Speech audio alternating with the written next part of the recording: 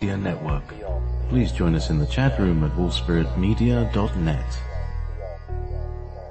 Be prepared to leave your belief systems behind as we go beyond teachers, beyond gurus, beyond duality, ever beyond.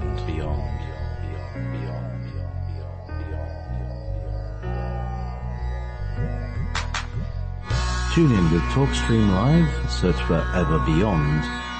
Also, you can call to listen on 712-432-9588. Selected archives are also available on my YouTube channel, Studio 9 Jam. You're listening to Wolf Spirit Radio. Oh, yes. You're listening to Wolf Spirit Radio. I can't hear myself in my headphones there. I can turn them up now. There we go. Good afternoon, good evening, good morning. This is Ever Beyond on Ever Beyond Radio, passed through the Wolf Spirit Media Network, part of the Alternative Sunday service. Here we are. It's Sunday. We're here and there. On the other side of the planet is my guest. It's quite amazing. I really wasn't expecting it when I spoke to you today, but there you are. You're in tomorrow. You're on the other side of the world. James Bartley, welcome back. Hi, JP. I'm in Tomorrowland, but not with the negative connotations, okay? It's all good. No, that's the Neverland, right? Yeah. Okay. Well, there was a film called Tomorrowland, based on this weird Disney thing. Right. Where robots or something like that. Yeah, it was a Disney thing where like this kid goes on a ride, one of these like Tunnel of Love rides, and the train goes off the regular track and goes into this other place. And I'm sure there's something like that in Disneyland. But anyway, that's something else, isn't it? So yeah, we were talking about gurus and the new Predator. This is part of Evie's kind of new material, so I don't sort of step on her toes too much, but there's a lot going on right now in the world, and there's various people who are making the headlines, and but aside from that, what have you been into? Well, JP, I've been working on my podcast, The Cosmic Switchboard Show, thecosmicswitchboard.com, and every week, or try to get every week, I try to get a commentary out where I talk about, certain topics, and I also get an interview out with a guest. And this week, our guest is Sandra Fecht, who is a counselor who has worked with SRA survivors, and many of whom have seen reptilians, very interesting. And so that's just come out on the cosmicswitchboard.com. And so, yeah, all we do at our end here is we continue to do the research, continue to do the work behind the scenes, get interviews in, get commentaries in, and get the information out there because, now while we still have the internet, we might as well, get the information out while we can. Might as well max it right out, eh? That's right. So, what day is the Cosmic Switchboard on? What day and time? Usually, we've kind of switched it to more like the early part of the week, Sunday evening, Monday, once in a while Tuesday, but we try to get it out unless something comes up that prevents us from getting it out on time. But generally, early part of the week, we figured out that, the traffic is better that way, also going by what other people in our field do, other podcasters such as yourself. We've noticed, looking at the stats, that most of their traffic comes in the latter part of the weekend, vice Friday or Thursday, or Saturday. So that we've decided to just move it, a couple of days forward or back in order to maximize the traffic to our site. So, that way more people are able to listen and, at their leisure instead of feeling, I have to listen, but it's a Friday night. I got too many things going on. So, we're just trying to make it easier for the listeners. Yeah, it does tend to cram up towards the end because, people need to comment on what's happened in the week because things are happening so much and so fast these days, that everybody's trying to do the Friday show. I'm very lucky. I've always had this kind of Sunday, Monday slot. that kind of, in a way, I would like to kick off the week and review the week rather than so I'm always it gives me time to collect any data just before the weekend. So I've got some material or someone to talk to, and so it's lovely to have you back. And yeah, SRA. So that's not a laughing matter, but because there was something else that had the same initials just now that we just were talking about. But that's a subject that seems to be popping up quite a lot. Ritual abuse. Is there anything? I mean, it's been going around for years, and slowly coming into the public consciousness that number one, that there is such a thing, that there are people doing it. Do you think there's a swell of it being stopped somehow? Because that's really what we all want to hear. How do we stop this stuff going on? It's horrendous. It's awful. And, the times that we only hear about it is like when these people have grown up and they had it in their childhood. Is there anything going on? Is there a groundswell of stuff? Is it part of Trump's thing? I like to think that there may be elements within the Trump administration acting without his knowledge or consent, maybe tacit approval. I don't know. I wouldn't give him too much credit, but there may be elements within the various government agencies and private groups that are taking matters into their own hands. I remember in the recent past, this group of foolish Navy SEALs had gone public with a GoFundMe campaign. Oh yeah, we need your money to go after, the pedophiles. Well, they're supposed to be Navy SEALs. What they should have done was go covert, go sub rosa, and do it and not make a lot of fanfare about it. I'd just be happy knowing they're out there doing this or thinking they're going out there doing this. What they do is they do the GoFundMe thing that gets shut down. And what do you expect?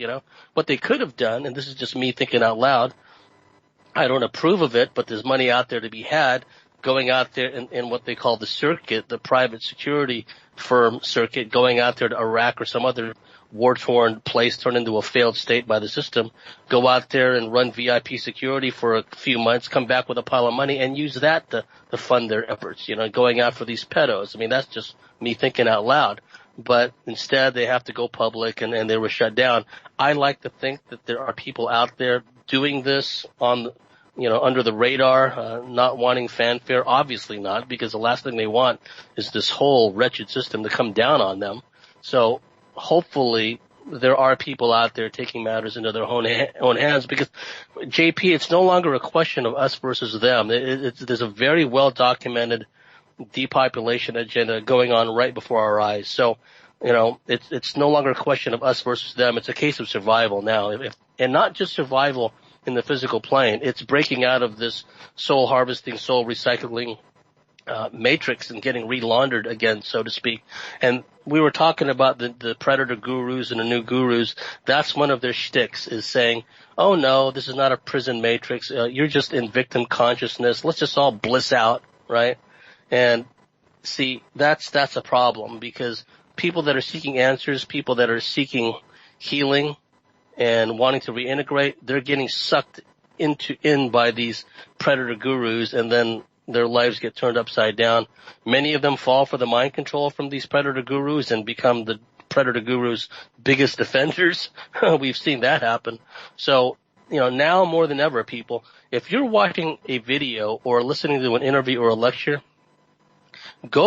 trust your initial first instinct. If you have to listen to an entire interview and then you say to yourself, well, I agree with 17% of what that person said, you just wasted an hour of your life. You should be able to, at this point in the game, and it's not a game, but I hate to use those terms, but at this point, one should be able to suss somebody out energetically, vibrationally, instantly. You should go by your first initial instinct. There's nothing for me with this person. I'm going to move on. Not going to judge. Not going to make any, judgmental comments or views about this person. I'm just going to move on because there's nothing there for me, right? And that's what happens is people don't trust themselves. They don't trust their inner guidance, and they look for gurus. They have, They have to fight the follower gene from activating and taking control of them, JP. That's what I'm seeing.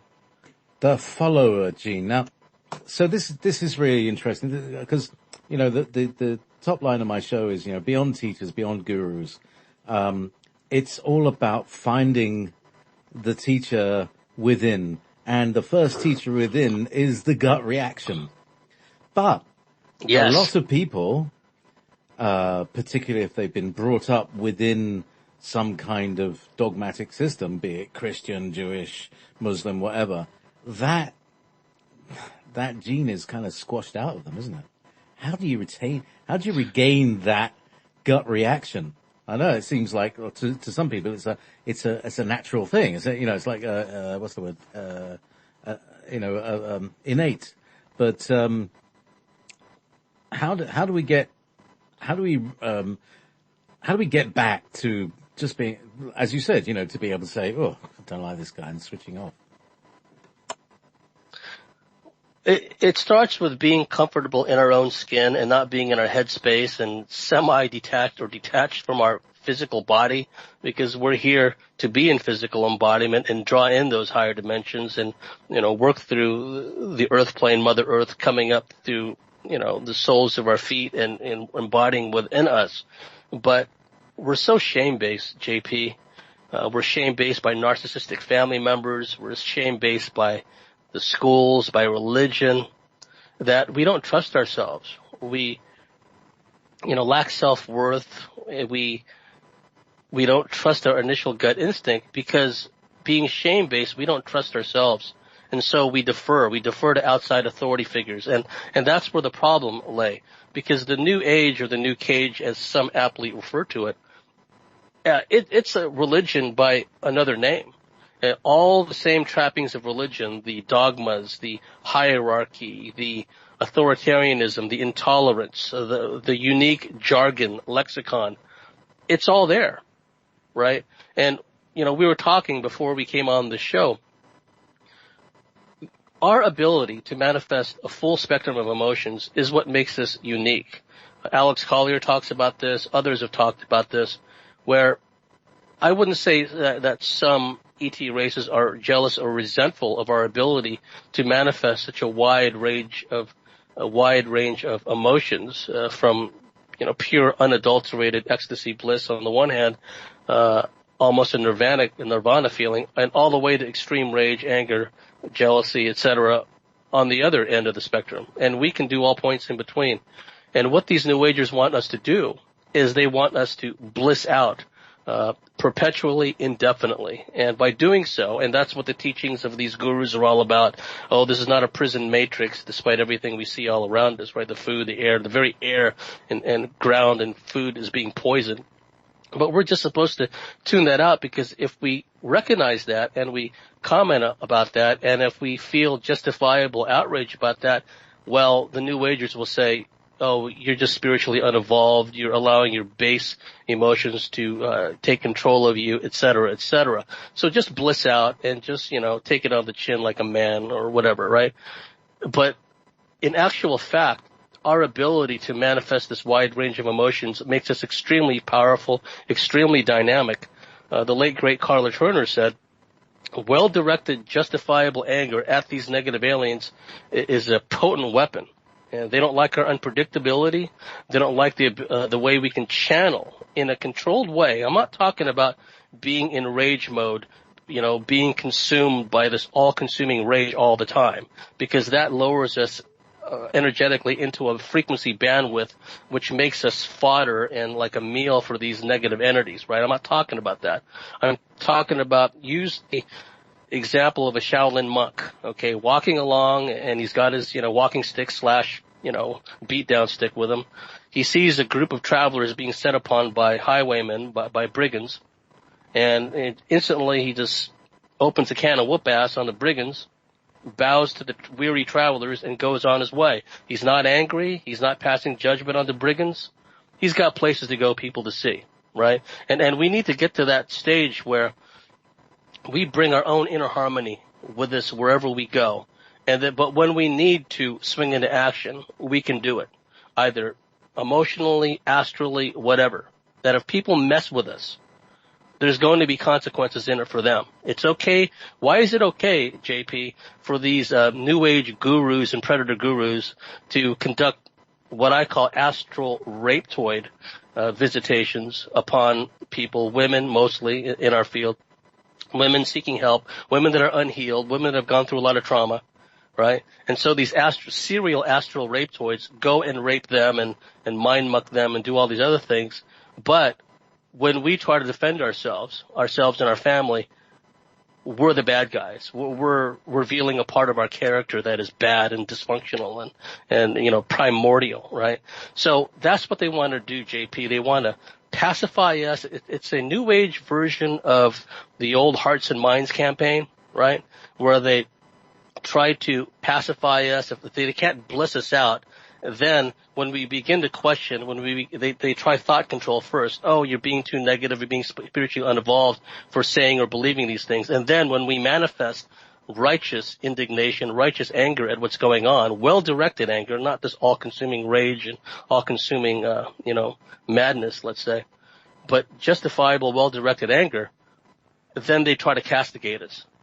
But it's very selective, JP. Yeah. It's okay for the claws to come out and say, oh, you're spiritually retarded, you're spiritually unevolved and all this other stuff. And perish the thought, you start mentioning things like reptilians, SRA, mind control, et cetera, et cetera. Oh, you're really negative. That's when the claws really come out, because all the programming, all the entities working through them have risen up in arms, right? Because somebody is putting these ideas out there which may trigger a response from the people in the flock, let's say. So they want to hem us in. And we see a very similar dynamic with the social justice warriors, where they all have been imbued with this cultural Marxism mindset from the colleges. So they want to take away everyone's free speech. You either think like our masters programmed us to think, or we're going to take your freedom of speech, we'll take away your right to defend yourself, everything. And then they're doing the same thing. They're allowed to, just go crazy with anger and rage and whatnot, but everyone else, right, they can't say anything that's offensive. And they even go to the point, JP, of now they have these safe zones in colleges and universities where, students can go and they can kind of huddle in their frightened masses, so they don't get offended by something that someone says, or offended by a hat, a message on a hat or a message on a shirt, because everything is offensive nowadays. And that's what these New Agers do too. Oh, I'm offended by what you say. You've got so much anger inside of you. It's all mind control. It's all trying to limit the kinds of emotions that we as normal human feeling beings, something that many ET races are frankly probably envious of, our ability to have this wide range of emotions. These new cagers, they want to paint us into a corner and thereby limit our potential, limit our dynamic power. And you know what? I ain't buying that. I ain't. If someone messes with me and my family and messes with me astrally, I'm going to open a can of astral whoop ass on them, and I'm going to do it with a song on my heart. And I'm going to do it without feeling any guilt. If someone has a problem with that, that's their problem. It's not my problem. I'm not the one that starts these things, right? And another thing that's gone on too, JP, is these predator gurus, they have this whole bevy of supporters for them. They have this whole bevy of people, some of them who have been violated by these predator gurus themselves. And I don't think even Harvey Weinstein has a group of publicists and a group of defenders better or more well organized than some of these new age guru predators. Because the moment anyone says, hey, wait a minute, this guru here, he's been astrally raping these women, he's a serial astral rapetoid, suddenly all these women, all these people who either should know better or don't know, and they're just acting on programming, they rise up in defense. So how dare you, he, she, whatever, has done so much good and yada, yada, yada. This is you know what, folks, if you find yourself in that crowd, if you find yourself mixed up with a group like that, just detach from them, because those people are hopeless. There is an attrition rate going on. There is a well-documented depopulation agenda at work, and it's not just physical elimination, folks. If we don't dismantle this system, a lot of people are just going to be recycled and relaundered, and it'll be the whole soul matrix, soul harvesting, recyclement process all over again. The mantis beings are key players in this. There have been efforts to humanize the mantis beings, right? The reptilians, similar efforts to humanize them, make it seem like, oh, they're our family, they're our brethren, they're just like us. No, they're not. I know that there's good reptilians out there. I'm not talking about them, right? But you have to watch what these people are saying. You have to call them out on their BS. When they say things are demonstrably false, demonstrably absurd, you don't have to call them out publicly, but you can call them out internally and say, that's BS. My BS detector is going off. Likewise, go by the vibe. If you have to listen to these people and you start to almost go into a trance state, listening to them because they've got the nice delivery and the voice, and I'm anti-establishment, the establishment fears me. No, the establishment doesn't fear them. The establishment wants them to do what they're doing, because all these people that have the potential to heal and reintegrate and develop their metaphysical powers and start drawing upon their past life memories and past life abilities as a shaman, medicine person, strategist, warrior, whatever the case may be, they don't want that. They just want people to bliss out and be painted into their little corner where their every thought and their every feeling is regulated by this cult. And so, folks, the time to detach is now, because unless you want to go over the edge of the cliff like everyone else in this field, and this field is a minefield. There's astral predators out there. There's predator gurus. Some of these characters have black magic powers. That's why when you listen to them, you almost get mesmerized and tranced out, and you start to buy into their nonsense, right?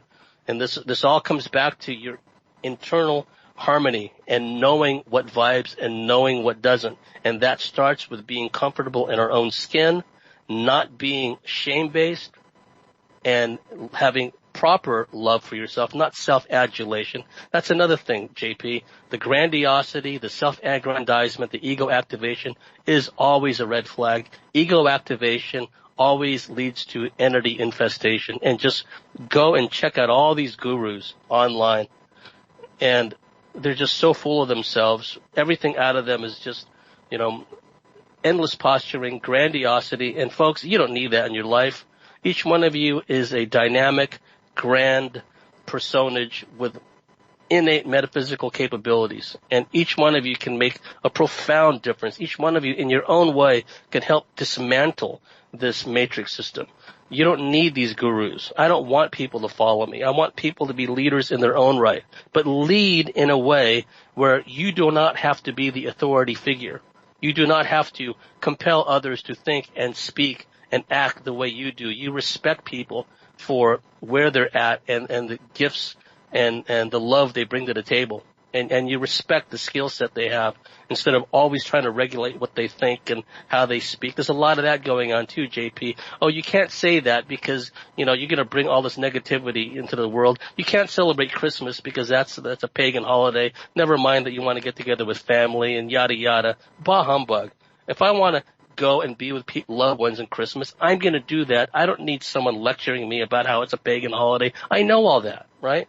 But you have all these people, this never-ending need to regulate our thoughts, regulate our feelings, and we're dynamic feeling beings, JP. So, yeah, we need to turn away from that dynamic. We need to create our own inner dynamic. Indeed, the ability to be self-directed, to do what we want to do when we want to do it. That's yes. Freedom. That's the ultimate freedom. If I want to, I've restricted myself. I've committed to doing 8 hours, a day, Monday and Sundays, because that's what I like to do. And the rest of the time, I just want to do what I want to do. If I want to go outside, hang out, sit on in my garden and play my guitar. If I want to, and the weather's nice, that's another thing, and there aren't too many midges, then, I can do that. That's the freedom that we have as a human, to want to do something, to go and do it. That's power, isn't it? But we have so many things it's part that of the are creative dynamic process. It is. It is. We have so many, like you say, there's what do you call it? PC, political correctness, and then there's non-violent communication, which is big up here in Findhorn, which is being like where people don't say words that are, normal because it's going to offend someone. And it's incredibly, mind convoluting. It kind of turns your brain into a pretzel. Well, they've taken it to extremes now, JP, where people can lose their jobs if they use the wrong gender on somebody. If they've worked next to a person for years and that person identified as a male, and then the next day or the next month the person comes back identified himself/herself as a female, but in conversation, in an aside to another coworker, oh yeah, I passed the memo onto his desk. Woo, that's bad because he's not a his anymore. Pardon my bad English. He's not a he. He's a she. Okay? So even the very common sense pronouns we use for people, these cultural Marxists have twisted everything around. They're teaching kids at an early age, you think you're a boy or a girl, but you're not. That's what your parents told you, but they're wrong, right? You're whatever you want to be, and let us teach you how you can be whatever you want to be. And so that's a form of gaslighting, JP. It's a form of gaslighting, crazy-making behavior, where they try to normalize insanity, lunacy, absurdity, and if we don't go along with it, and not only that, JP, but now in corporations all over the place, they're having like emotional intelligence courses, right?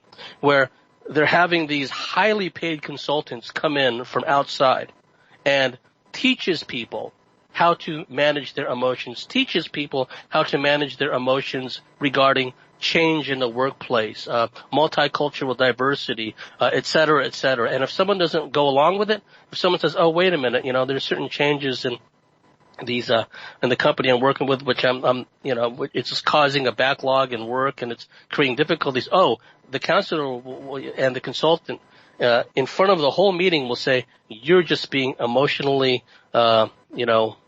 immature. You're being emotionally immature because you're not adapting to these changes, right? So everything is pushed on us. When we don't like something and we express our unhappiness or discontent, the whole system rises up. And we see this reflected with the New Agers. We see this in religion, have seen it for religion for countless millennia now, right? And so now it's just common in the workplace, in the schools, in the universities, in the workplace, et cetera, et cetera. And so gradually, if people allow themselves, they're going to be painted into a corner. And the thing about it is that restricts our inner dynamism, dynamic personalities, innate metaphysical powers we have, the ability to trust ourselves. If we always have to pause and think, well, who am I going to offend next time I open my mouth? What am I going to say this time that's going to upset somebody, right?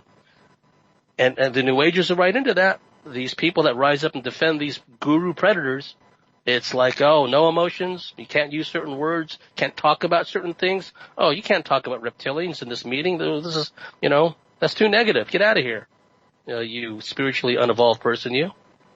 You see, but they don't see the contradiction of that. They don't see that they're being judgmental, they're being intolerant, all the same trappings of every religion that goes back down the ages. Because of the entities working through them, because of the dogmas they've been programmed with, they don't see the inherent contradiction in that, JP. And so that's why, I love the wolf spirit. I love the concept of a wolf pack. I love the concept of a lone wolf. I resonate with that whole concept deeply. And so more and more, folks, it's like you do what you need to do. Don't worry about whatever anyone else feels, because in the final analysis, folks, you're responsible for your destiny. You're responsible for where you and your family are headed and where you're going to go, and the ultimate disposition of your soul. Need I say more? Because that's what this is all about. Yeah. Some of these negative aliens, they refer to humans as containers, because that's all they see us as, containers of what? The soul. And they don't, they will experiment on us. They're not even experiment. It's well beyond the experimental stage. They'll do medical procedures on us, mind control us, and energetically work with our different energy bodies. It's not just that they're physically working on us in a medical sense, but they're taking us out of our bodies and somehow with their technology in an interdimensional state, medically doing things to our astral energetic bodies, which have an impact when we're sent back to our physical bodies. So all this is going on, but we're just supposed to bliss out. We're just supposed to bliss out and just, not manifest any outrage or anger about any of this, and just take it on the chin. And what you said prior to the show too, I've only gotten to episode 3 of the new V series. I watched the old classic 2-part V years ago, JP, but I kind of got sidetracked, and you mentioned, spoiler alert, yes. During the show, the reptilians are going to beam this blissful energy upon the populace, right?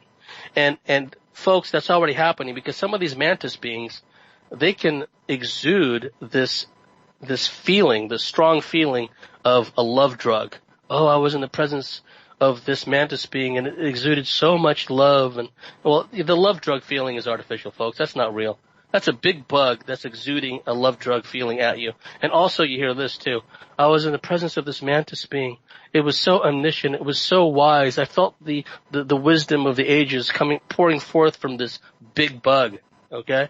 Same thing with some other beings. Some of the smaller tannish looking beings can do this. The reptilians can do this too. Don't fall for that, folks. If it's artificial, if it's coming from an external source, it's not real. True love, true self-worth, true self-love comes from within. And it goes back to what I was saying. You have to be comfortable in your own skin. You have to forgive yourself of whatever mistakes, transgressions you made in the past. Sometimes we make mistakes through an externally imposed ignorance, rot down through the ages, lifetime after lifetime. That's a key factor. Other times, because we've allowed ourselves to come under the dominion, consciously or unconsciously, of these archontic negative beings. And I am taking full responsibility, okay, because we need to be self-aware. These children grew up in the res knowing about this stuff from an early age. Oh, there's these, invisible parasitic entities out there that are going to try to knock you off course, kid. You got to watch out for them. They're taught it. We're not. We have to figure out along the way. We got to somehow remember. So, and sometimes we just make bad choices that have, and that's entirely on us. But we have to forgive ourselves because, we're in physical embodiment. There are certain hindrances that we have to deal with until we figure out how to overcome the limitations which society, the religions, everything else foist upon us. And it starts from the first circle. It starts from yourself, folks. What you put in your body, what you eat, what you drink, what you think, staying within embodied and not being in your headspace. And one manifestation of the headspace issue, JP, is people. And I know, and I'm not casting judgment on anyone who does this, because some of the people who went through this process have found my work, they found your work. But, it's getting late in the day, and a lot of people spend so much time on the internet, so much time on YouTube. I'm going to check out this person. I'm going to check out this person. I'm going to check out this person, when they should be checking into themselves. And if they check in with themselves, they're going to be led exactly to where they need to go to get the information that has relevance and meaning to them and no one else, right? So it's a way of cutting to the chase. It'll save you a lot of time, folks, and I know your listeners are very switched on. They're very ahead of the curve in that regard. I'm talking about people who just happen to stumble upon this interview later. That spare yourself the grief of having to go through all these different videos, go to all these websites, and then they plug into some of these people and they're deeply disappointed because they fall into this guru messiah. Please check out my recent commentaries on the CosmicSwitchboard.com about ego activation. And also about the fake gurus, the fake messiahs, because that ties into all of this stuff we've been talking about. There's a lot of people out there that just go overboard on the esoteric. And, when we think of esoteric, we think of the original esoteric, the ancient Chumedian Egyptian cosmology, all that stuff, which is I feel the original meaning of the word. But what's happened over time, JP, is esoteric has been taken to the extremes, where you sit and listen to a person give a lecture, and they don't give you anything concrete. They don't do anything that would help in a very practical manner, something you can sink your teeth into. If someone is trying to come to grips with having endured mind control, having been plugged into some of these MyLab, weird science alien programs, and having alien abduction experiences, it's not going to help them if someone is up there lecturing about the 8th, 9th, 12th dimensions. That's not going to help them at all. It goes back to the first circle. What can someone do to reintegrate, to heal, and get back on an even keel? And if the speakers and the interviews and the lectures they're listening to or plugging into are flying off the handle in every direction, talking about 8th, 9th, 12th dimensions and, this and that and everything of an esoteric nature, but not getting down to the grassroots, that's going to lead people astray. It's going to waste valuable time. And, there's an old saying, if you have to make up a minute's worth of distance, you better run. And Napoleon used to say, he used to talk about the unforgiving minute in battle. It's like, you can't lose that minute. You can't get it back. You have to make up time some way. And if we spin our wheels with people who are just talking endlessly about esoteric issues, that in itself is a trap. And another problem, and I'd like your comments on this, JP, is so many of the people in the field today, they're not students of the work. For example, my background, I study military history and I study the ET UFO subject going back to its earliest manifestations in history, especially the last 100 years, and how it coalesced and merged with the deep black military aerospace field, right? So I have a context. When I look at things, I see things from a historical standpoint. So someone new coming to this field, someone who's just coming to grips with the fact that, I've had all these weird experiences, I keep waking up with Marx, keep having these fragmented memories, they go online, they go on YouTube, and it's a miasma of confusion, of rage, of intolerance, of et cetera, et cetera. And that's the problem. And some of these people jump into the deep end, and they're listening to people that have no historical context. There's a lot of people out there talking about aliens, talking about ETs. They're not familiar with the work of Dr. Carla Turner. They certainly don't know the work of my mentor, Barbara Bartley, who mentored Carla and mentored me. They certainly don't know the work of Leonard Stringfield with the crash saucers research and how that segued. One of my recent interviews was with Jim Goodall, an acknowledged world-class expert in all things deep black, military, aviation, aerospace, Area 51. He knew Bob Lazar before Bob Lazar joined the project at S4, and he knew Ben Rich, the director of Skunk Works, personally, and they told him some astonishing things. But what happens is people don't plug into that. They plug into all this secret space program stuff and, I'm no longer a victim. I'm no longer someone who's been used without my permission in these projects. Oh, suddenly I'm a superhero. I'm part of Solar Warden. I'm defending the solar system from bad aliens. You see, that person's neutralized. They're no longer a threat to the system. They're no longer in danger as far as the system is concerned of reintegrating, healing, and becoming sometime down the road, a latent threat to them. No, that person's been pacified. We talked earlier about this pacification program, and that's just another manifestation of it, JP. Yeah, wow, so much to talk. I mean, where I came in on this is, when I first started this, I thought, I believe in UFOs. I don't know any much about them. I'm sure they're extraterrestrial. And then I somehow tripped over something about the Nazi Bell Project and the inner story of that, and well, I mean, that totally changed my attitude towards it. I wrote, oh crap!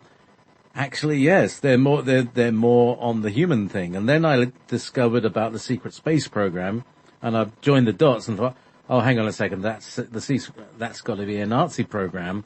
And that's why I now call NASA Nazis are still active. They always say never a straight answer, but it's Nazis are still active. And, they've all come over to the States. They've all got new names. Bischoff becomes Bishop. A little fringe reference there. There's all the things that the Nazis were doing is now what we call the deep state or the black state. The black government and the secret space program and all of those things. And these are the things that I've, in doing this radio program, I've been discovering along with everybody else. And it's like, every few weeks I'm like, I've got a new thing that I've found. Look at this. And it's bringing, part of it is just my journey, bringing what I'm learning right now and sharing it with my mates, the rest of the wolf pack. And, it's always great to bring new insights that help to give a greater context to all these apparent disparate parts like secret space, mind control, all these things. And then it always comes back to, oh, hang on, that was a Nazi program 70 years ago. There's so much that's going on, and that's part of the problem. Like for someone who wants to get into 9/11, the truth behind 9/11, there's so much of it. Where do you start, right? And It's like that with the secret space program, just like that with the mind control. And I like to bring it down to the grassroots level. I mean, this stuff goes back even before the Babylon era, clear back. Atlantis and Lemuria, they were doing mind control on their people, and all these esoteric mind control programs, they did not originate in this planet. Life found its way here. We're out in the outer rim of the galaxy, to use a Star Wars term, and so life had to find its way here from the galactic center, my guess, right? But the way some of these beings travel, it's basically instantaneous in many cases. So this whole concept of magic, black magic, ceremonial magic, allied with technology and the ability to bend matter and bend reality to one's will, that's literally as old as the hills. And so there's always been this secret brotherhood, especially post the most recent series of celestially driven cataclysms 12,000 some odd years ago, thereabouts. And these cataclysms lasted for hundreds, if not thousands of years. And so the survivors were basically, there was a smaller group of humans on the surface that survived. It made it easier for these negative aliens, reptilians in particular, to conduct their crossbreeding hybridization programs. And out of that, they created these hybridized priesthoods, which lay down the laws, which lay down the penalties for transgressions, et cetera, et cetera. It's very harsh. They did their level best to get rid of the divine feminine, get rid of all the native indigenous forms of divine mother worship, until all we had left for so many centuries now is these harsh patriarchal monotheistic religions. And so that is the basis, is the template for all of this mind control in all its different forms, whether, it's Nazism, whether it's Maoism, Stalinist, communism, cultural Marxism, socialism. All these isms are forms of control. And so we have emerging between the secret brotherhoods, fraternal orders, and many of these people, as you know, JP, they're adepts, they're warlocks. They are practitioners of, for lack of a better term, black magic, using intentions and using their ability to work with elementals, to work with energy for misdeeds, for wrongdoing. And a lot of these people wound up being project managers in these deep black military aerospace programs. NASA, of course, was a convenient cover for that, but there were so many of these repatriated, let's say, German rocket engineers, scientists, etc. They were working at Fort Bliss, Texas. They were working at White Sands, working at Wright-Patterson Air Force Base after World War II. They brought them over lock, stock, and barrel. And the Russians, the Soviets did the same thing. It was a free-for-all. It wasn't just Project Paperclip. There was a number of other projects, Project Overcast, Project Bloodstone. They have different names for projects where they just got people that had all this expertise in a given field, no matter, how unsavory their reputation or their past was. That was beside the point. And so you have this odd spectacle of the so-called good guy Western allies, NATO, etc., using people with these unsavory backgrounds and pitting them against, their former countrymen who were being put to work by the USSR, right? So, and for example, a classic example of that is Mig Alley in Korea and Manchuria, where German jet designers that were appropriated by the Soviets made the first MiGs and then the first jets, that were produced by the Americans. Although the Americans did come up with their own jets in the early 1940s going into the 1950s, they did get help from, German jet engineers and aviation experts. So you have this unlikely spectacle of MiGs and F-86 Sabres battling each other in Korea and near Manchuria. And, German engineers were in part responsible for both planes. So a lot of that is going on. And so, I just encourage people. I know it takes time to read all this stuff. It takes time to become a student of all this. But when you do your own self-study, when you take the time to read the books, people don't read books anymore, JP. They just spend all their time on the internet going from one website. I go to reputable websites that I resonate with, and I know I'm going to get the kind of information I need, whether it's surface level geopolitical stuff or it's this deep black weird science esoteric type stuff. There's only a certain amount of websites I go to because their information resonates with my own feelings, my own viewpoints and whatnot. But also I spend a lot of time reading good old fashioned books. And when we get into that mode where we're reading again a good old fashioned book, that is something, an inner dynamic takes place, and it produces an inner and outward manifesting creativity. You read something, and then a little while later, you find something online. I was just reading about this. This is exactly what I was reading about, right? And so what happens is our soul, our oversoul, it begins to guide us and navigate us through all this stuff. And we just have to learn to trust it. So often, I know you go through this, JP.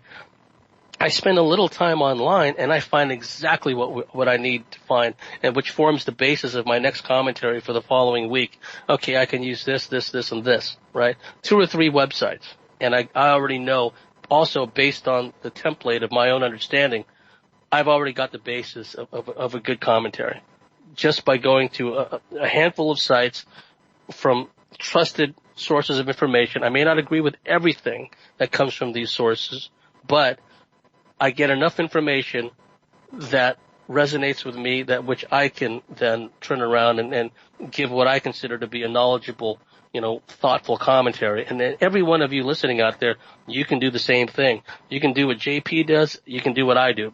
Warning, it takes a lot of work, a lot of time.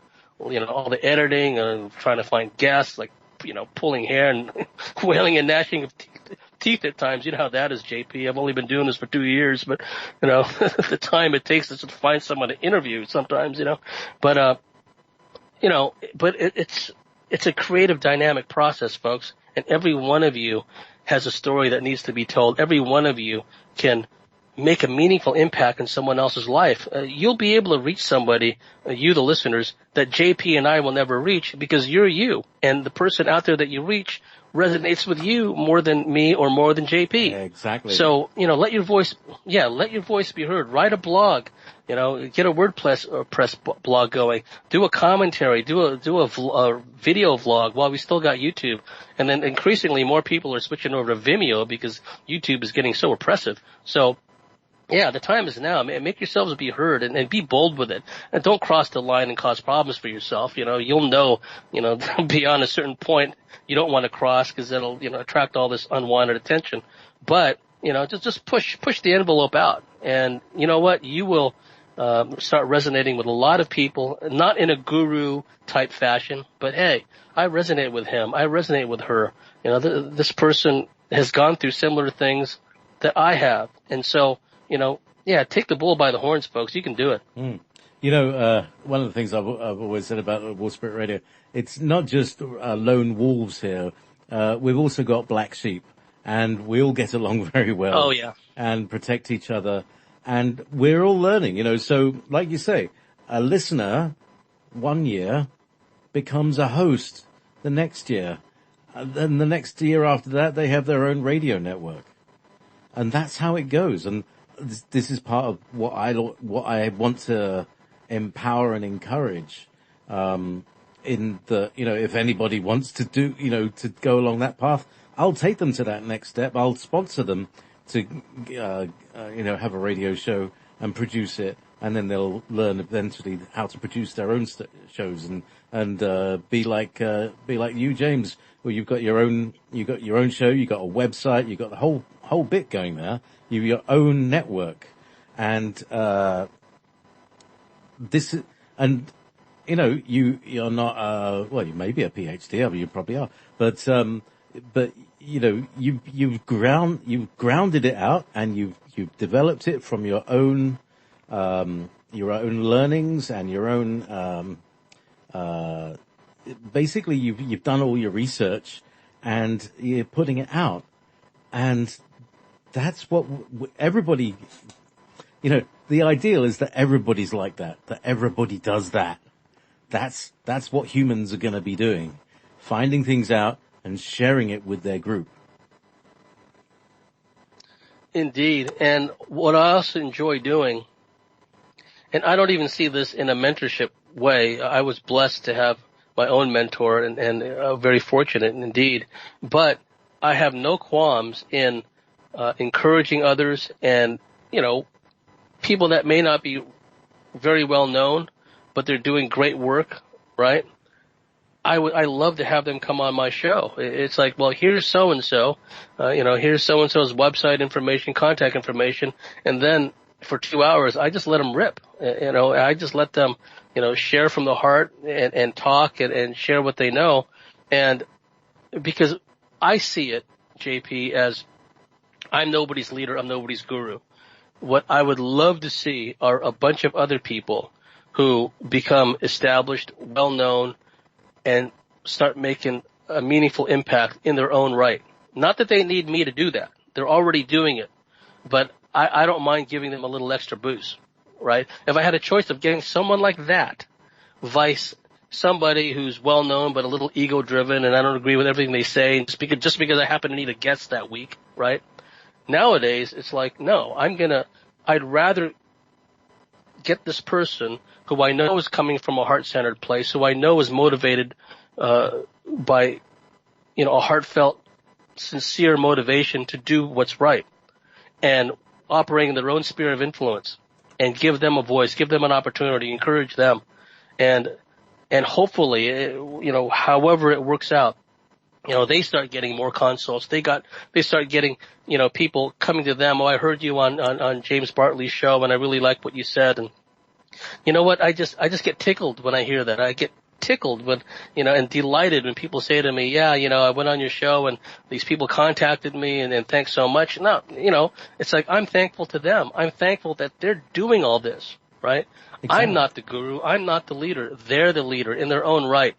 And, that's what true leadership is all about, JP, is finding people who have the potential to be leaders in their own right, but lead in a way which is not guru or authoritarian or know-it-all, follow my example, do as I say, not as I do, because that's another thing about these fake gurus. It's like you hear them spewing off all this stuff, but they're not walking the walk. In their private life, they're astrally raping, women, the people that come to them for consults. They're triggering the hell out of them, engendering panic attacks and anxiety attacks during the Skype sessions, during the consults, and then later on they play mind games with them or astral games with them.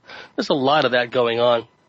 So again, if people just work on their internal discernment and just trust themselves and go by that initial gut reaction, they'll make so much progress, and they'll heal, they'll reintegrate, and they'll be a force to be reckoned with, JP. And that's what I'm excited about. This huge awakening is not necessarily going to take billions of people to do. I believe that a critical mass can be reached with a much smaller number of people that have healed, reintegrated, switched on, started developing, in many cases, their own metaphysical innate potential. And we're starting to see more of that. And what I don't like is how people that are on that path get sidetracked and diverted and distracted by these gurus and by, all this other stuff. So, as long as people stay true to their course, and I'll keep hammering this point and keep repeating this point and emphasizing this point, if just people stay true to their own internal navigator, they're going to do fine. They're going to find the information they need. They're going to be led to the people they need, of a like mind, of a like vibration, true soul, kindred spirits, instead of getting distracted and getting mixed up with all these people with, bad association, bad energy, bad entities. It'll work for them, because now the energies are starting to work on our side. Sure, we've gone through this kind of, rough Mercury retrograde period. I don't think we're quite out of it yet. I may be wrong. And I know all the Saturn return stuff is coming back, but you know what? The energy is streaming in from the galactic center. The Schumann resonance is increasing, and we can use all of that. People always come up with, a glass half empty excuse. Oh, well, the Schumann resonance is not good. This isn't good. That isn't good. Well, that's just a perspective. We can piggyback on a higher frequency wave and just ride it like a surfer does, and not let anything around us become a distraction, not let anything around us, attach to our auric field and, try to manipulate us and whatnot. If we stay true to our internal compass, we'll be fine. Just have a belief in your own destiny, folks, a belief in who you are, what you're all about. You're not trying to find yourself. You already know what you're all about. And that goes for men, women.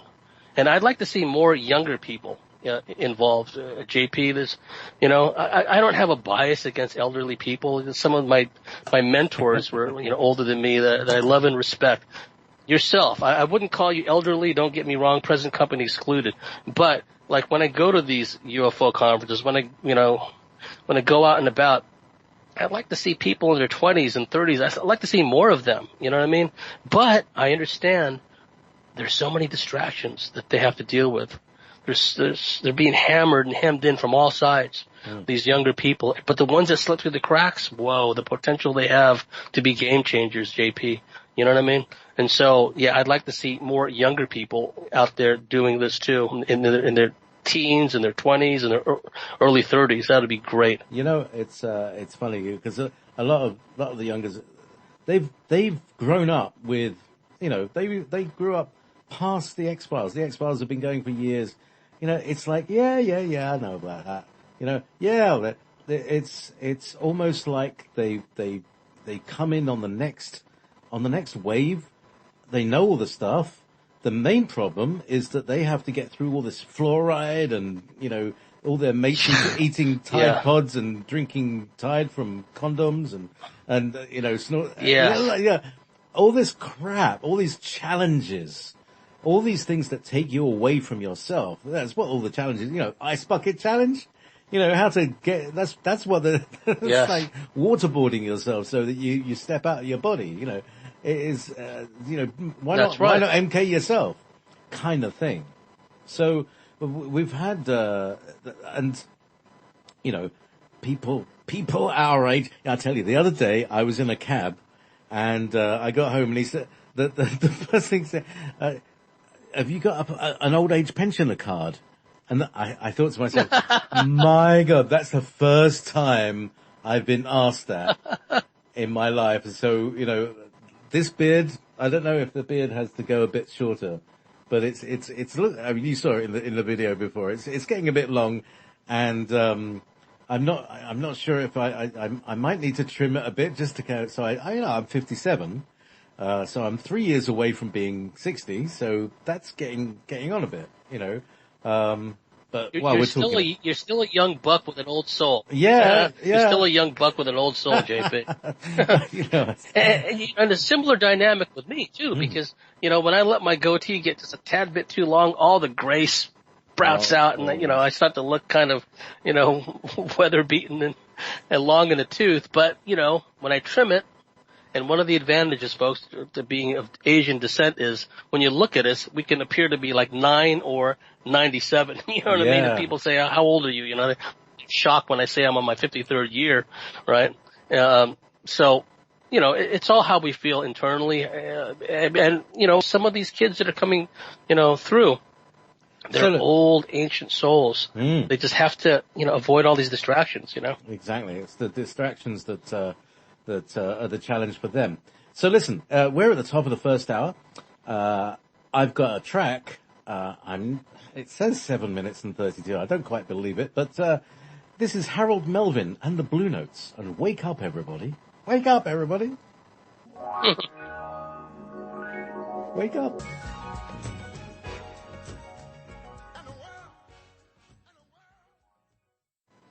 And welcome back to Ever Beyond. Harold Melvin. Harold? Where's that voice come from?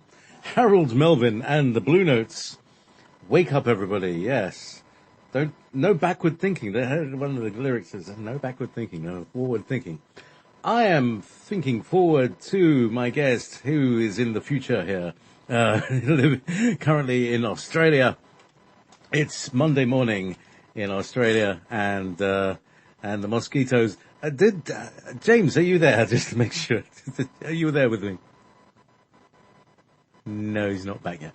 Okay. So, no, I'm here. Oh, there you are. I had the wrong mute unbuttoned or unmuted. Sorry. I'm here. up. Yeah. Still here. Mozzies are still here. Oh yeah.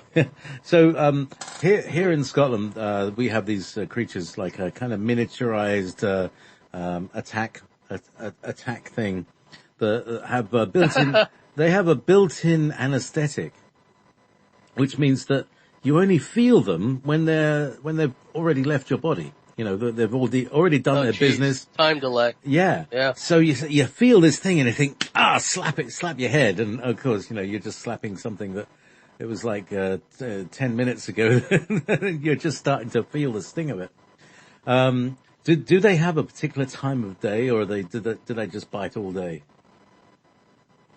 Well, it's the time of the season and also the humidity. The more humid it is, the more they tend to be out. Of course, if you're near a body of water, a lake, a beach, or something, they're going to be around. Some of these mozzies can be quite big and they're persistent, right? And I've been swarmed by them in the past, walked through a cloud of them. And so, yeah, the reputation of Aussie mozzies is well deserved. Although I give special kudos for annoyance factor to the Texas mozzies. One time I was on a trip to Central Texas. Long story short, I fell asleep on a lounge by the swimming pool, and I woke up covered with mosquito bites. Oh. That was unpleasant. Oh. Yeah, so those things do happen in Texas as well. So it's not something that people in Australia go through. But thanks again for having me on here, JP. It's been a real joy. You're very welcome. It's great fun to have you. You've got a lot of very good energy and very positive. And, you know, here we are. We've been talking about in the last hour. I'd also like to invite any questions from the chat room here at wolfspiritradio.com, Wolfspirit Media Network. What's it? Wolfspiritmedia.net, and I think wolfspiritmedia.com, and various other things. But let's start with a question from the chat, who is I'll scroll it all the way back. Oh, what's going on? There we go. There we go. From Buzzmac, Buzzmac, obviously not a mosquito or a midgie. Buzzmac. Anyway, James, do you see that undoing soon, and what would you do to expedite that particular outcome? This is the undoing of the satanic ritual networks and everything like that. Well, somebody has to do something on our sub rosa. I'm talking about on the physical plane. There's a lot of things that can be done for those who, it's a minefield, and I wouldn't recommend it, but, you know, we use what metaphysical powers we do have for defense, at least some people do, and it's our right to do so when we're being messed with, you know, not just by, you know, adepts or warlocks or, you know, astral operators, but also by non-human intelligences. So there's nothing wrong with that. It's entirely within our right. But as far as attacking, taking it to them, that's a good question, because they're so well versed in that arena as far as, you know, using intentions, using magical metaphysical powers. If it was strictly on the physical level, something has got to be done to disrupt their key nodal points. Every organization, however loosely organized, has key nodal points, where if you disrupt a key nodal point, hopefully it has a cascading effect on other key nodal points, key infrastructure. This is what they do when they do cyber attacks. This is what they do when they do these shock and awe, you know, airstrike campaigns. They just systematically knock out key infrastructure. And if it's done on the physical plane, there was once a movie with Michael Douglas, and I forget the title of it, but he was a guy that was fed up with the justice system, and then he winds up joining a group of vigilantes. These were other attorneys, other judges, et cetera, they were sick and tired of all these perps and criminals getting away with all this stuff.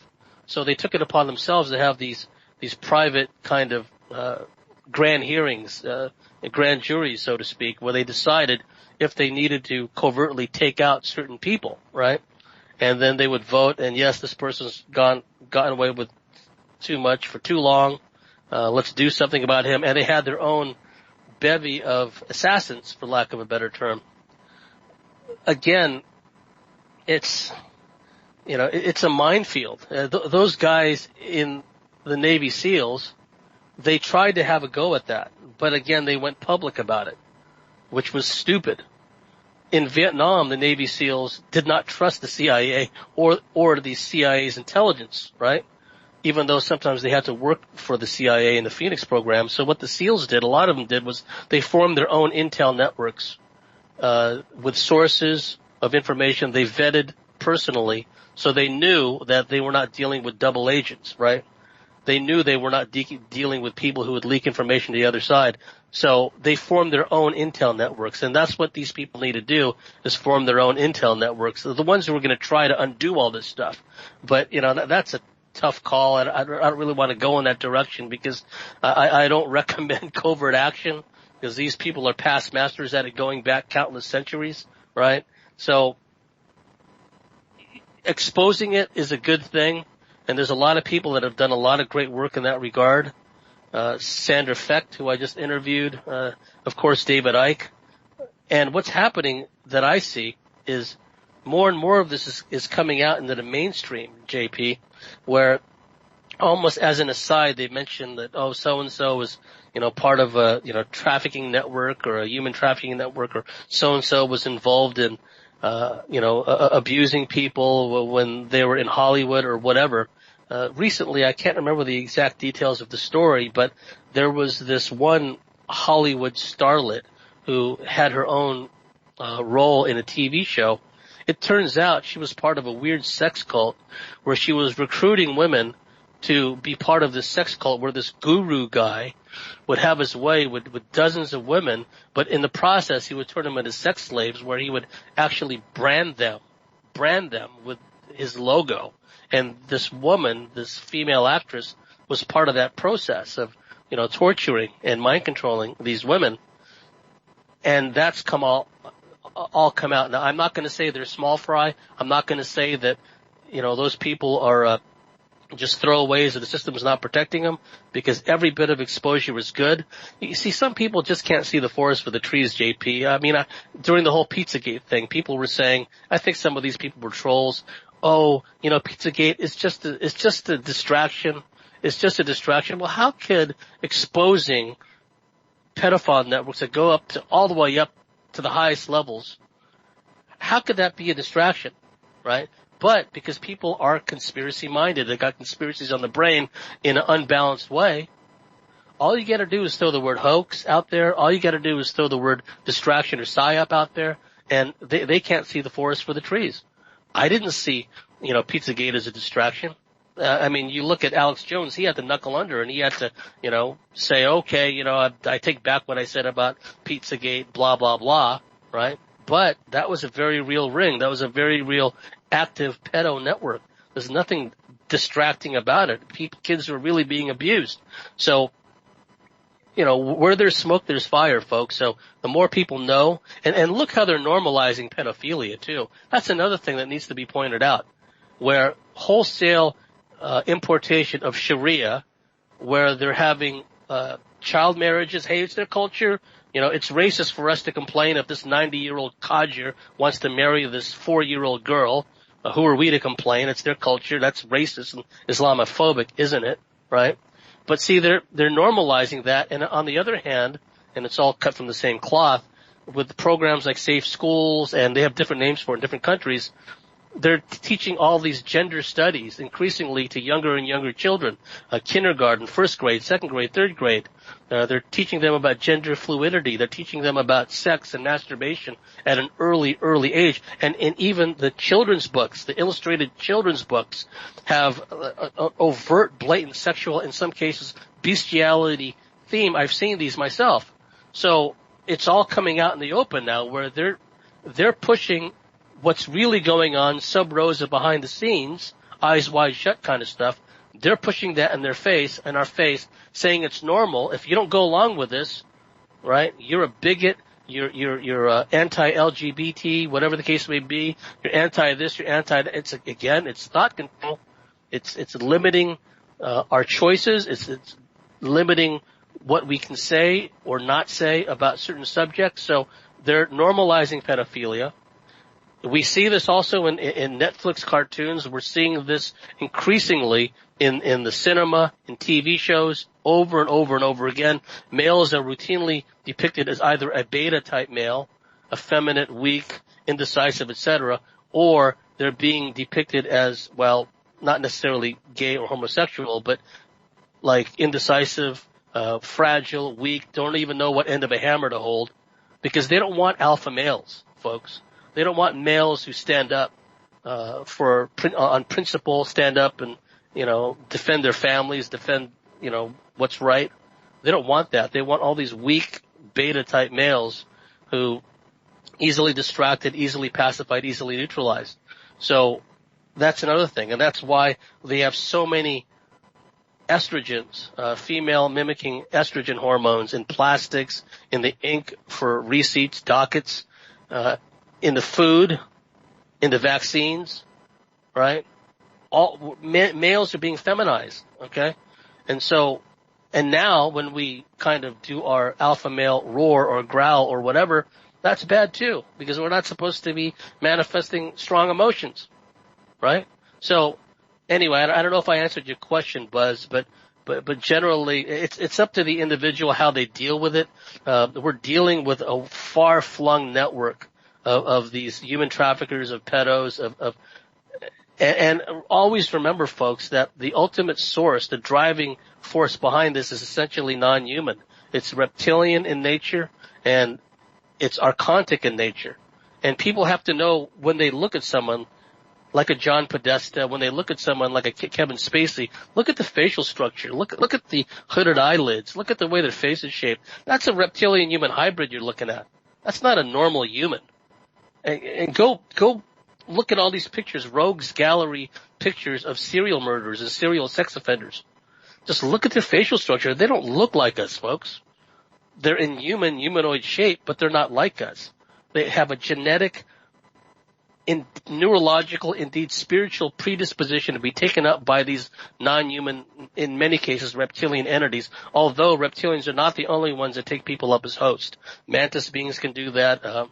Greys can do that. It depends on the DNA profile of the individual in question and the family tree in question. Some people can be taken up as a host by numerous beings. One moment you look at them, if you've got the etheric third eye vision, you look at somebody, oh, there's a reptilian, overshadowing this guy.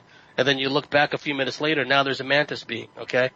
So some people can be a host for a number of different entities, not just one. And also, because it goes back to the past lives, parallel lives, DNA profile, morphic resonance field, some people can be overshadowed by, benevolent beings. You can look at somebody. I'm not saying all Nordic beings are benevolent. I'm not saying all Palladians are benevolent.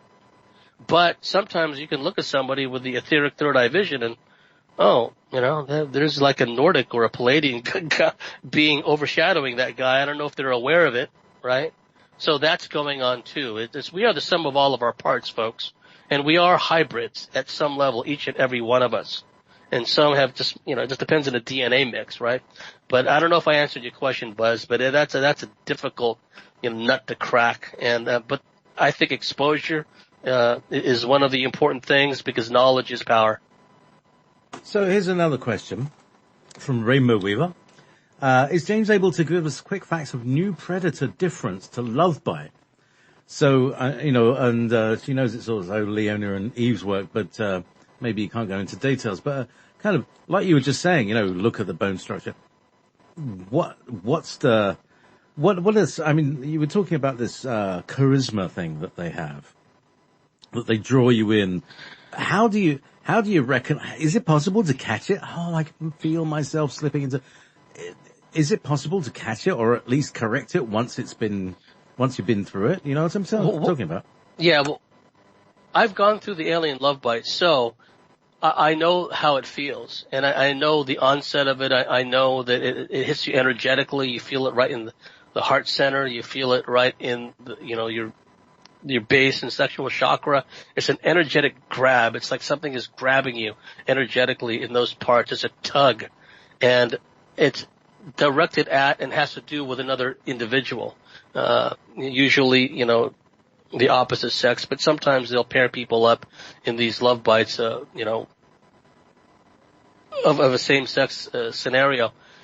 And what happens is, if one finds himself in the process where, okay, they met somebody online, or they're, talking to someone online, and then they begin having dreams of this person and begin having intimate dreams with this person.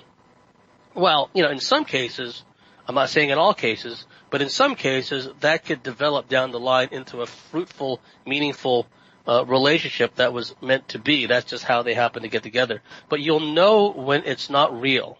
You'll know when it's not real if you start getting hit with that love drug feeling, where you feel like someone just mainlined you with like 400 cc's of the love drug, and you're destabilized, you're constantly obsessing, thinking about that person, you're starting to tune into them psychically, you're anticipating each other's communications, and you're having more and more psychic, astral experiences with them, and then you're starting to feel that tug, that energetic pull in your heart center, in your loins.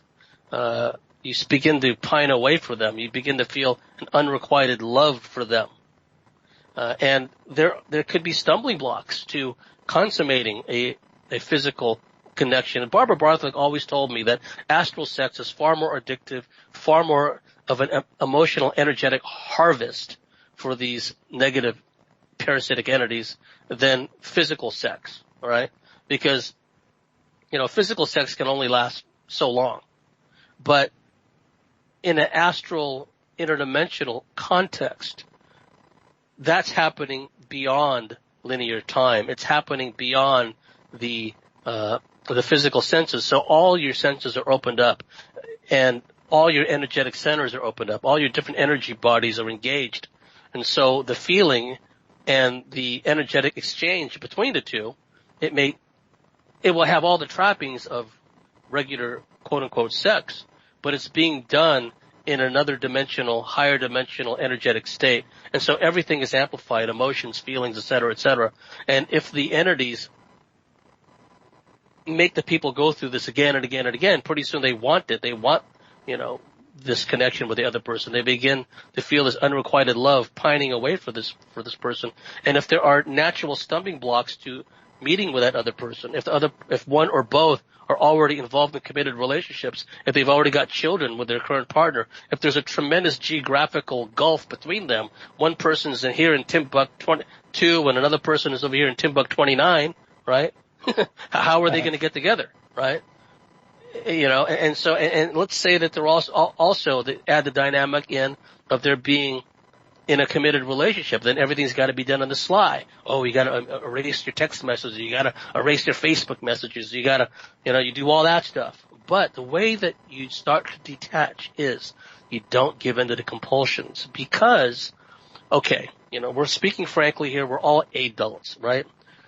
We are sexual beings. That's another thing that these beings, some of them, I guess, have a resentfulness towards us. Because not only can we emote, and not only can we have passion, right? We feel love and intimacy and all the good things that make up an intimate, strong connection with somebody that you truly love and truly vibe with. And I hope everybody goes through this. There's so many of us have been alone, been single, and I do believe at times that these negative entities manipulate things, pull strings to keep us in an isolated state for a long period of time. And that can get lonely, that can get frustrating because we want to have that connection with that special someone. And that special someone is out there for you, folks. And sometimes, delayed gratification, you just have to be patient sometimes, and that person will come around if the opportunity presents itself. But what happens is we give in because we're sexual beings, we're pining away, and sometimes we give in to self-gratification, i.e. masturbation, because we're thinking about that person, we're fantasizing about that person. But the thing that you have to remember, folks, is when you're in that energetic, highly emotionally driven state, that release, that orgasmic release, that visualizing and fantasizing about that partner is going to be used and going to be used against you, because what they can do is they can take the emotions that you're exuding, they can take the visual fantasy that sometimes they'll put those sex thoughts in your mind, right? The imagery, but sometimes we conjure up those sexual images ourselves, and they will use that, and they will transfer those images, transfer that longing, transfer that lust, for lack of a better term, to the other person. So they immediately feel, oh, she is thinking about me. Oh, she is thinking about being intimate with me. And then it starts to cycle up. It amps up that person. Now, as far as the guru aspect, okay, because I think that's what, the person asked about. Like, I sat through a lecture of one of these astral rape toys. And the first 40 minutes was just the self-aggrandizement, grandiosity, just big noting themselves, big shotting everybody. And I knew this person, this entity, was full of it to begin with, because I knew a number of people, women, that this astral rape toy had astrally violated. But this person was so persuasive, even in spite of myself, even knowing what this being was all about. I had to fight the temptation, fight the urge to start to believe this person, even though I knew from A to Z they were this complete fraud, complete perpetrator. And that's how persuasive some of these people could be, because there's a magical, for lack of a better term, component to it. There's an unhealed aspect within, especially, if it's a male and they're trying to work their magical hoochie-coo on women, there's something within the women that's receptive. Maybe it's a vulnerability. Maybe there's something unhealed, not just from this life, from a past life or lives, that if they give into the feeling and they don't trust their discernment, and they say to themselves, wait a minute, what he just said doesn't make sense. I'm going to discard all of this, because if he could be so wrong about that. Okay. And see, that's another problem we have, folks, with these gurus. We just keep giving them a pass. They say something which we know is false. They say something which we know is nonsense. But because they come across in an authoritative manner, they act like they're anti-establishment. They act like the system is scared of them. And we have, some of us have this follower gene that, we're trying hard not to let activate. And the people with the follower gene, they fall right in line. Oh, this person is anti-establishment. The system is scared of them. Oh, look, the people that are being led down this path towards these gurus, they begin to live vicariously through all the lies and fantasies being spewed out by these gurus. Then, the people that buy into that, the males and females, especially women, if it's a male guru type, they begin to live that fantasy too. And especially if that guru starts to give them attention, starts to, make them feel special in a Skype session or in person, and then, when the astral visitations come, which is almost inevitable with these serial astral rape toys, and what they can do is they can amp up the sexual chi, the kundalini of this woman, give her a powerful orgasm, and so now emotionally and, kundalini-wise, sexually, that's all been engaged within the woman in our example. And I'm not picking on women here, but see, the reason they target women is they don't want the divine feminine to come back, okay?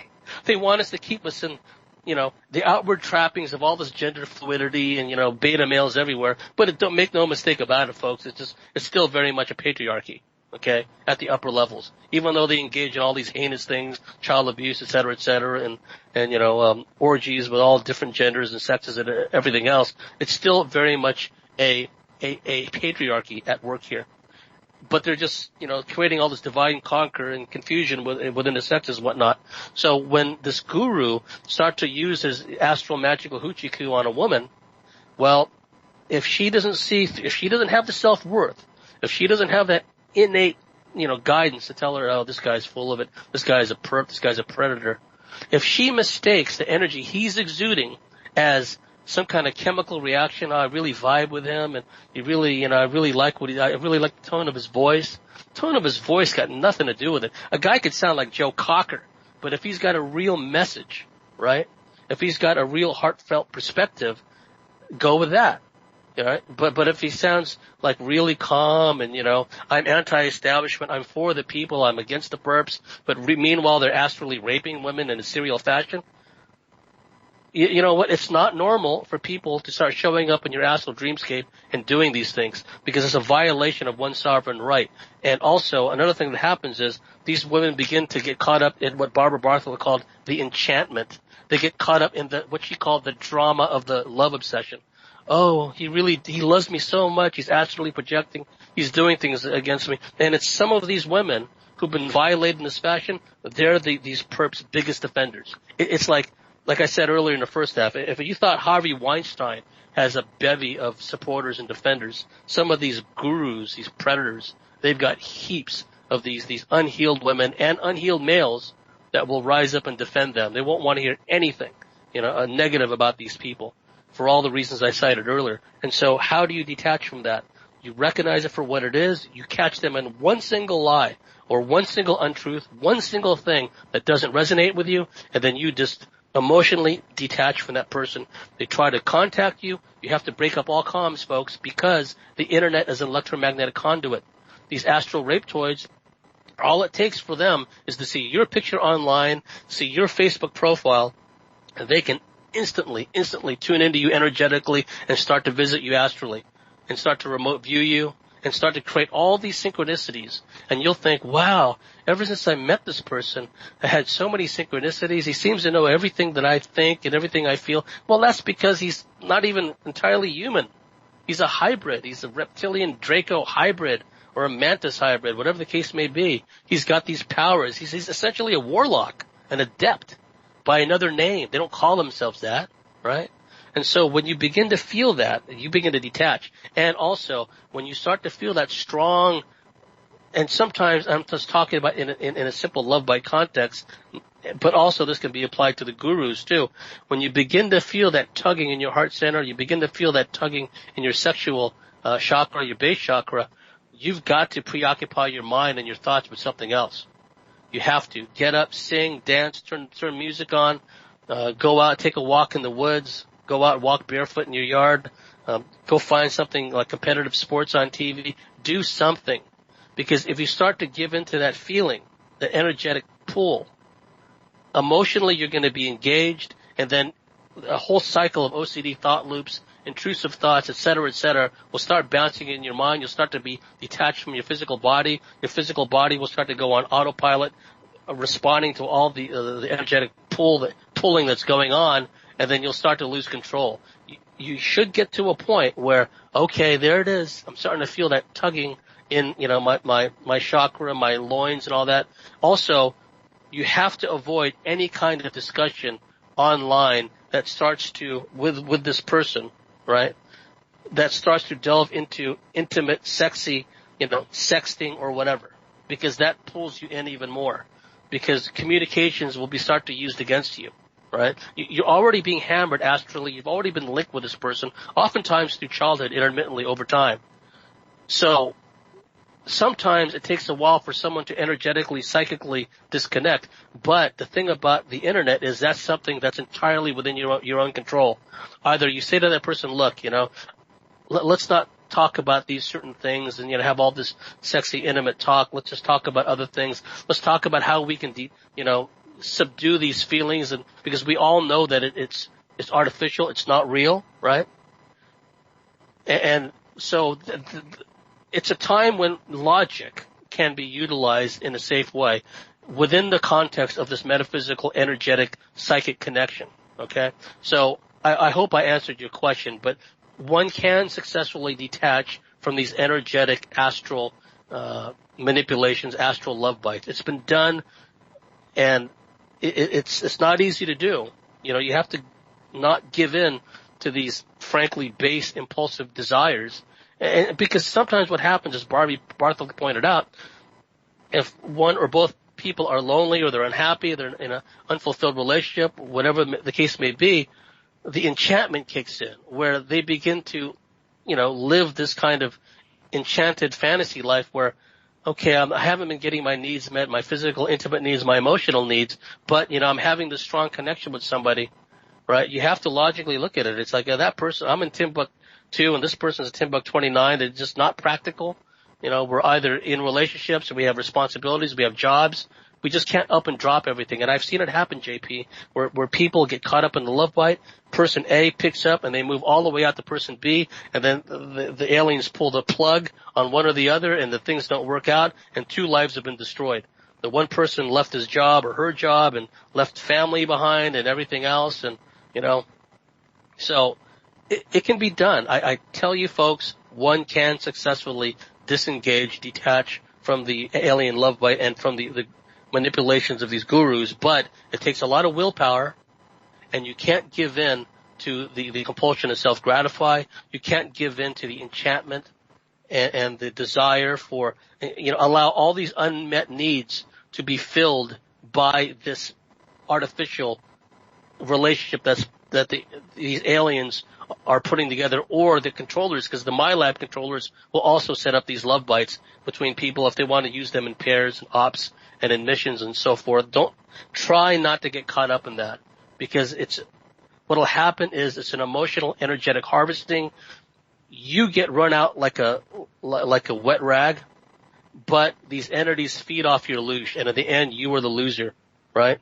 And then, you suffer all the emotional fallout as a result. Just be strong. You can overcome this. The loosh. Sealing our bodies against having loosh nicked out of it. How do we do that? That's right. How, it's a matter of intent. Are there other things we can do? It goes back to being comfortable in one's own skin, JP, and not letting shame-based programming get the better of us, and being true to ourselves and not doing things that, okay, just because someone's not around and no one's there to see. Of course, with the panopticon that Edward Snowden talked about, we're always under some degree of surveillance. And also some of these, deep black weird science programs, and also some of these non-human intelligence, they read thoughts, they keep us under observation, et cetera, et cetera. But we're just talking about normal, everyday other people, like co-workers, whatever the case may be. Just because no one else can see you at the moment, it doesn't mean that you have to stray from being true to who you are, right? Because, look what porn has done to the manhood of 21st century men, and increasingly younger boys, because, the availability to it, how porn is just destroying the entire generations of people. Everything in moderation, everything in I'm not talking about porn, but I'm talking in terms of video games, because males are very, very visually orientated. So a lot of people are addicted, quite frankly, to video games, just playing it constantly, or, addicted to TV, right? They just can't stop watching, lamestream news, right? Okay, there's nothing wrong with playing video games. It's in moderation. Don't let it be an all-consuming passion. I watch the lamestream news just for a few minutes to see what they're lying about now. So I get an idea, okay, what are they pushing? Why are they pushing this thing up? To look at things in opposites. What's the real purpose behind it? And where porn is concerned, there is no moderation, because males in particular, we're visually orientated. And because porn is a weapon, it's a weapon of depopulation. These young males, they'll grow up never being able to talk to, relate properly to a woman. So many of them enamored with vaccines, and so many of them have been hammered by hormones, which, like estrogen, for example. So a lot of them are being feminized, and there's all this manipulation going on. Barbara Bartley was a pioneer in researching the transgender agenda, which is quite frankly alien in origin. It's the reptilians that are behind that, of course, always have been. And she's let me see videos of guys who are in the process of first going through the hormone procedures, hormone treatments, and then leading up to a full-on sex change. And these people were alien abductees. These people knew they were alien abductees. These people knew that the aliens, reptilians they were in contact with, wanted them to be transgender, wanted them to change their sex. So this is going back. I was first shown this by Barbara in the early 90s, the early mid-90s. And she was onto that a long time before that. So this is a process that's been going on to this gender fluidity thing that's going on too. So, there has to be an awareness of what's going on. Otherwise, from a sexual standpoint, from an emotional standpoint, we're just going to be loosh for all these beings. And these violent shoot 'em up video games, that produces loosh. The porn addiction, that produces loosh. The, getting emotionally engaged, I've had to learn over time, I'm a big baseball fan, and the manager of my favorite baseball team is an idiot who keeps making mistakes that kill the team, I had to learn, not to let this idiot, get my goat, because then I exude loosh, right? So I've had to learn to be philosophical when I watch my favorite team play and not get emotionally engaged. Oh, he's mucking up again. Here it comes, right? And I almost have to laugh at it now, right?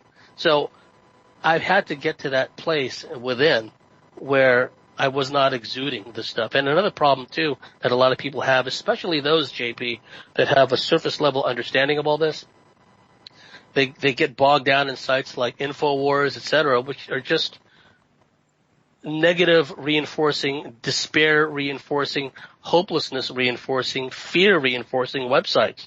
All it talks about is the big bad system. There's nothing you could do, and now it's degenerated into the Democrats are doing this, Democrats are doing that. It's turned into like a very basic, dumbed down level of information, and it's all designed to engender hopelessness and despair and futility and impotent rage.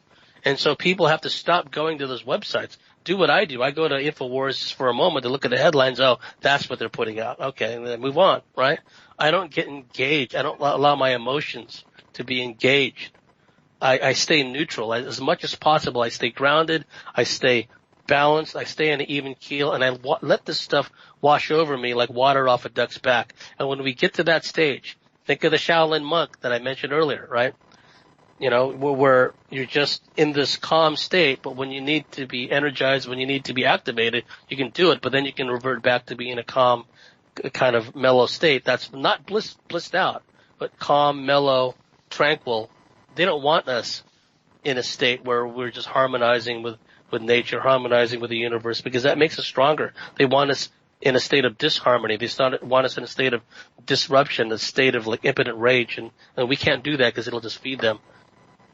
Yeah, it's that hopelessness and, like, as you say, impotent rage that is so disempowering.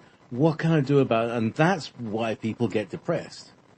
To me, that's the main is the sense that anything that you do is useless. You're unable to change anything, and that's how you can create a population of zombies.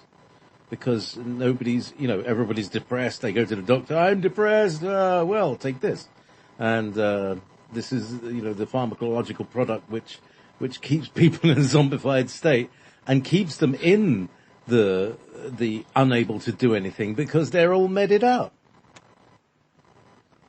That's right. And people should go onto my website and listen to the interviews I had with Jerry Marzinski, who spent 30 years in the psychology field in the largest state asylum in the world for a time in Georgia, the state of Georgia. And then after they closed that asylum down, he worked in the prison corrections system in Arizona, and he worked constantly for 30 years with what's been described as schizophrenic patients and schizophrenic prisoners. But he found out that the voices people were hearing, the intrusive thoughts they were having, this is not due to some bogus chemical imbalance, which is just like a made-up thing in the medical psychological schools. The intrusive thoughts and the OCD thought loops, almost universally negative in nature and self-limiting in nature, had to do with these parasitic entities. It was entities that were telling people, oh, she'll never go out with you. Don't even bother asking. You'll never get the job. Just nothing but an endless stream of negativity, right? Those intrusive thoughts, those OCD thought loops are not internal to the person. Those are intrusive thoughts by negative entities. And so when we realize that, and then listen to Sherry Sweeney too, because she's someone who was going through this, where to the point where, the intrusive thoughts were trying to get her to harm herself and others. She righted the ship. She recognized it was what it was. She created the That's a Lie program. Every time she had a intrusive, negative, self-limiting, self-defeating thought, she would say, that's a lie, and move on. And eventually the negative parasitical entities just left her alone because they couldn't get any mileage out of her, JP. And see, that's the trap, because people think, oh, all this depression, all this hopelessness and despair. And then they go get pilled up from the, psychiatric tyranny, and it becomes like a closed system, a closed circuit, of hopelessness and despair and psychotic ideations from the medicines themselves. In the time I got left, JP, I want to make a quick point, because of this whole psychodrama that's ensued because of this, this fake guru, this serial astral rapetoid who shall remain nameless, he who we shall not name. Like I said, he's got his legion of defenders, right? And recently I've been banished from a certain Facebook group, and which, shall not be named, the Facebook group, which we shall not refer to. But the person who was the moderator who banished me because I was, pointing out certain things, which was triggering all these, defenders of this astral rapetoid. And this astral rapetoid has harmed people that I know personally. So it's personal with me, right? And who does this person think he is? He thinks that if he shows up at the foot of my bed, that I'm not going to notice. When I can see him clearly in my etheric third eye vision, oh, it's him again. Does he think like I'm a newbie, like I'm an amateur, like this isn't my first barbecue, right? And so, he thought he was clever showing up astrally and all this other stuff, but it's like, man, I've battled these astral rapetoids many times in the past. This is not my first barbecue, right? And so the interesting thing is, this person who banished me, this person had come to me some time ago. It wasn't even a consult because, I gave her of my time freely, and I listened to her and I shared what I know about similar astral serial rapetoids. And this person was telling me, oh, he did this, he did that, yada, yada, yada. And then, down the track, this person once again gets involved with, this unnamed astral serial rapetoid and runs interference for him, enables him, makes it possible for him to continue his nefarious work, pretending to heal him, playing along with the fantasy of this guy that she somehow healed him of these, onerous characteristics. And yet these astral visitations continued. Women were still reporting some of the same problems. And she has the nerve to throw me under the bus and say that the things that I wrote and whatnot, just speaks, ill of my character and my motivation, et cetera, et cetera. But all I'm doing, without even, all I'm doing is just stating, look, this guy's messed with a lot of people. I'm not the only one saying that. And then she has a nerve to try to throw me under the bus. But when I call her out of her own BS, wait a minute, you came to me complaining about this very same guy, right? And I did not betray any confidences. I didn't say, you told me this, you told me that, you told me this, you told me that. But don't think you can get away with it out there, trying to throw me under the bus, trying to besmirch my integrity and reputation, which will stand the test of time. And don't think that I won't call you out on your hypocritical BS, because you came to me years ago seeking advice and help and counsel from what you were going through. And then you do a 180 and made me wonder if you were a double agent to begin with.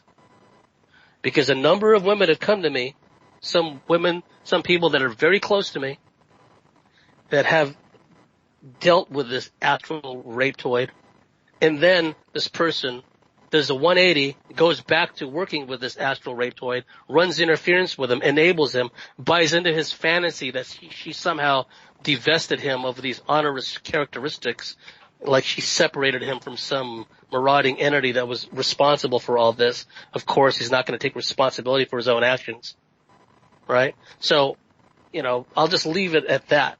But this notion that I somehow betrayed her confidence, that's patently absurd. When she's running interference for this guy, enabling him, making it possible for him to mess with and now this person's playing the victim. This person's going, oh, I'm anti-establishment, but he runs off to the police. He runs off to a bevy of lawyers. Supposedly, this could all be made up. We don't really know, because everything out of this guy's mouth is a lie, basically, right? And again, who does he think he's messing with? It's like, this isn't my first barbecue. I've had battles in the astral dreamscape with rapetoids long before he showed up. I remember years ago when people first heard about this guy, someone sends me a video and I watched like 4 minutes of it and I turned it off. It was, my BS detector was tilted way over to the red line. It was like, this guy's nonsense. And then I come to find out he develops a huge following over time. That's fine. I'm not going to take away his right to free speech. I do object when he uses his guru status as a means to manipulate others, to sow confusion, to sow pacification. And he's not the only one. There are others out there. Oh, I'm anti-establishment. The system hates me. They all hate me because of the things I say. But then when you ask him, he'll say, this is not a prison matrix. This is not a prison matrix. And then he contradicts himself again. I'm talking about another person now. Oh yeah, the pineal gland, that's a trap. It's there just to manipulate you. It's there to keep you hemmed into the system. Well, wait a minute. I thought you said this is not a prison matrix. And now you're saying that the pineal gland, it locks you into this prison matrix. Which is it? It's mutually exclusive. You can't have it both ways. You can't say this is not a prison matrix and then you're just wallowing in your victimhood. And then on the other hand say that, the pineal gland is part of a trap. See, that's contradictory. So when you catch people in these contradictions, right, you can't let their persuasiveness activate whatever unhealed, unrealized vulnerabilities we have inside of us, and you can't keep giving them a free pass. You can't keep saying, okay, well, I don't agree with that, but I agree with this, because you're making compromises with yourself. You have to throw it all out. Throw it all out. If any part of it does not resonate, if any part of it is demonstrably, provably false of this message, you have to discard it all and move on. And you know what? I'm like anyone else, JP. It's like, I regret having certain people come on my show. I was caught in a bind. Geez, who am I going to interview this week, right? Everyone keeps telling me to get so-and-so, so I get them on my show. Then they throw their rap, and they throw out their disinformation. I'm sitting there, 43 minutes until this is over, And then I feel bad about it afterwards because, I played a role in allowing these people a forum to spew their garbage. And then what happens when people go to them to consults? Then I'm complicit in that. You know what I mean? That's something I have to live with. But then, half glass half full. Yeah. I tell myself, well, you know what? Maybe it's just me trying to make myself feel better. Maybe by putting these people out there, and I'm not going to do it anymore, but in the past, maybe it allows these people that are listening or watching to develop their own discernment. And yeah, this guy's full of it. I don't know why Bartley's got this guy on. You know what? That's the kind of reaction I want. Absolutely. Frankly. I have one thing to play just before we go out here. Check this. I'm not. So yeah. Car from the Jungle Book. I love it. Love it. James Bartley. Well, thank you so much. We're right at the end. Go ahead. So much. Quick, thank you for having me come on. TheCosmicSwitchboard.com. Shows come out what time? Usually, Sunday evenings, Mondays. Once in a while, we get them out Tuesday. If something happens, and we can't get it out on time, they're already ready to go. We just, got to schedule them to come out at a certain time. But usually Sundays or Mondays or Tuesdays they come out. Fabulous. James Bartley, thank you so much for coming on at such short notice as well. It just all synchronistically. As a lot, sometimes my shows just happen synchronistically. Somebody will randomly send me a message just a half hour before the show when I'm thinking, oh, I'm going to, and they'll randomly send me a message and I'll say, hey, do you want to come on the show? And they, oh yeah, sure, I'm free. Yeah, so it's just beautiful. It's just beautiful. Thank you so much. We'll hear some more from you. If it's okay, would you be averse to me, playing some of your, podcasts on my station? Absolutely. I'll send you over some links and let me know, I'll give you a choice of what you'd like to hear and, what your listeners would like. And yeah, by all means, definitely. That's brilliant. So tonight, we'll be, coming back after the break. We'll be with the World Healers Group and Frank Jordan. And, thank you so much, James Bartley, thecosmicswitchboard.com. This has been Ever Beyond.